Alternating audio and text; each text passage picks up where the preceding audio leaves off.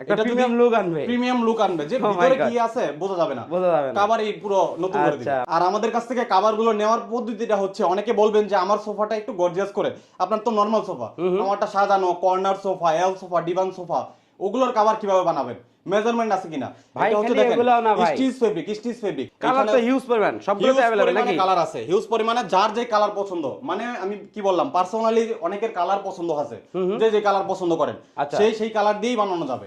এটা হচ্ছে red maroon colour, ওই যে এটা চেয়ারের ভিতরে পরানো আছে, দেখেন কি রকম লাগে, এগুলো প্রত্যেকটা কিন্তু সস। এইখানে হচ্ছে একটা অরিজিনাল রাখা এবং একটা লোকাল রাখা। এটা দেখি কেমন কেমন লাগতেছে ভাই। আচ্ছা ঠিক আছে, আমি দেখাই এটা কিরকম গ্লেজ দিতেছে, আপনার ক্যামেরাতেই ধরতেছে, চোখ বাদ দিলাম, এখানে দেখেন গ্লেজ দিতেছে, আন্ডা দিতেছে না।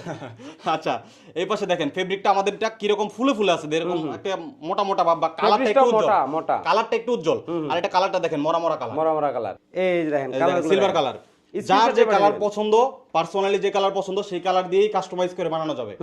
আমার এই কোয়ালিটি গুলো ফলো করে কেউ ঠকবে না, কেউ ঠকবে না। জাস্ট হচ্ছে কাপড়ের গ্লেজ দেখবেন, এই সেলাইটা দেখবেন, এই লোগোটা দেখবেন, এই লোগোটা কেউ নকল করতে পারবে না, এটা ট্রেডমার্ক করা। চেয়ারটা কিন্তু একদম উপর থেকে নিচ পর্যন্ত কিছু দেখা যাইতেছে না, এটা হচ্ছে প্রতি, এই যে দেখেন ভিতরে কি কাট আছে, কাটটা নষ্ট করা আছে, ঠিক আছে, এটা কভার পরানোর পর কি লুক আছে বোঝা যাইতেছে। ওরে ভাই আমি একটু আগে ভাবছিলাম এটা মানে